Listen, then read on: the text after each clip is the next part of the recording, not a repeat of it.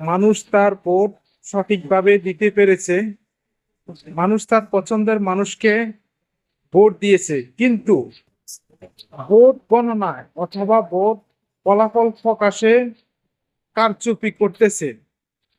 যেই রকম ফলাফল আসার কথা ছিল তার সম্পূর্ণ উল্টো হইতেছে।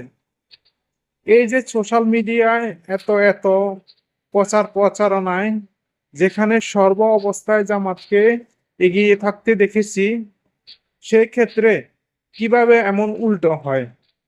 দেখুন, যারা সোশ্যাল মিডিয়া ইউজ করে তারা বাংলাদেশেরই নাগরিক, তারা তো আর আকাশ থেকে পড়ে নাই।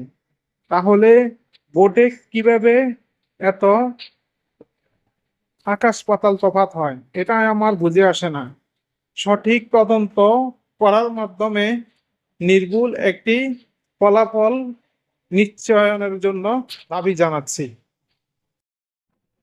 ভোট গণনা এবং ফলাফল ঘোষণায় অনেক বড় জালিয়াতি হয়েছে বলে আমার মনে হচ্ছে।